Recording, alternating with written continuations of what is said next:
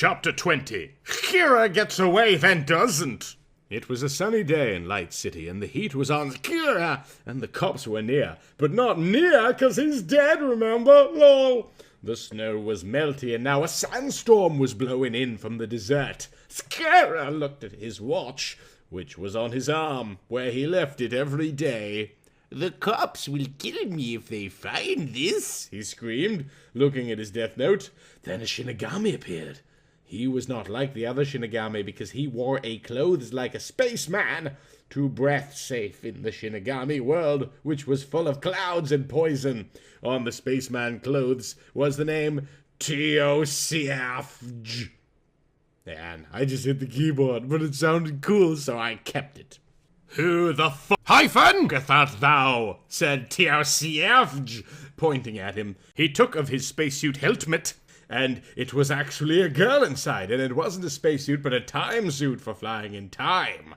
"I am Kira, and I'm old and kill dudes," he replied, getting out his throwing knife, like modern warfare, and throwing it at a cop car nearby, which exploded. "I am on the run from the law because I am secretly a Kira. Who are you?" "I art Teosafj. I art Shakespeare's Shinigami." "Ooh, WTFFFFFFF," he spat, and his dentures came out and went splatty on the road. "Shakespeare had a Shinigami." "Yeah, because he art the guy whom really killeth Romeo and Juliet." "OMG, such a boring story. We have to read it in English class right now. And so boring. The movie boring too, but naked Juliet is there, and some dudes get stabbed. But that art not important right now. What art impotent is he senteth me in time to find thou, and maketh thou safe." So Teosafj majaced him to the airport, where on a plane to Japan, but he forgot his death note and had to come back for it, and Ellen Watari arrested him at the airport. "Teosafj, you failed me. You area disgrace to the good name of Jimmy Shakespeare," he screamed, as they put in the wagon thing. They drove past the police station. "Why aren't you taking me here? Aren't you guys the cops or something?" "Sorry, bro," Elle said, but it was a name. Kira's not his real bro, and besides, it's Dark, not Elle, really. And Dark's bro is Light, who isn't in this chapter yet, but will be if I remember, which I won't because I usually forget and sometimes remember. "We're not the cops. We're like the eviler cops who work for a hotel for some reason." They went to the hotel and didn't crash on the way. They went into their room, and a guy was there with 2 shotguns. "Orc, you hyphen fucker who is not a nice dude," said the mystery dude with 2 shotguns and no mustache because he salved it off as a disguise. "You killed my son Dark, and now you must die." He pulled both shotguns, and some shots came out and shot Elle in the back on the neck. He died, and then took his mask of... "Oh my!"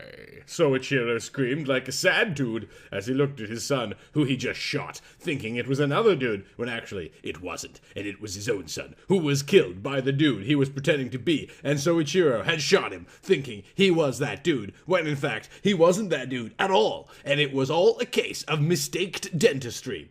By Soichiro, and also Watari played a part because he was evil and twisty and British and all that jazz. "I have killed my one true son. Now who will I take to soccer practice?" "My dear father, you are bestest dad a dude could have." Then Doc coughed some blood and sticky stuff out. "Actually, that is not true, 'cause you shot me, and a good dad would not shoot his own son. But then again, you thuggoth, you were revenging me, so it all works out okay in the end."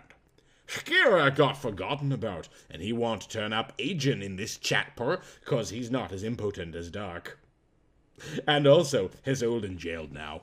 At Dark's Fun Reel, everyone in the world was watching on the TV, even peeps who didn't have TV, 'cause they were just that sad. Every Kleenex company in the world was sold out, and peeps were crying so much that it kept raining with all the water. The sad clouds made it sadder, and people cried more, until there was hurricanes and flooding, and ducks everywhere stealing people's bread.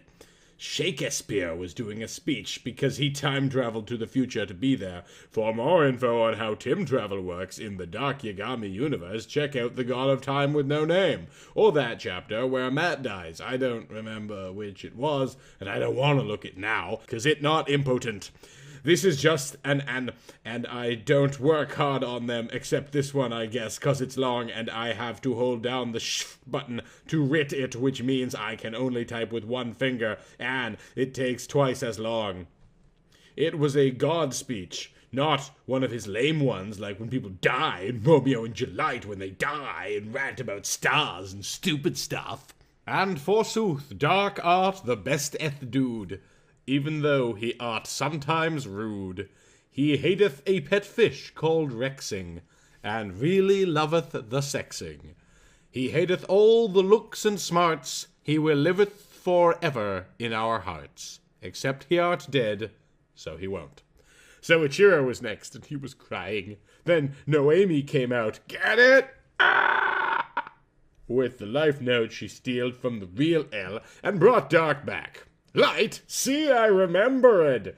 Was happy and hugged and kissed him a bit, but only in a not gay way.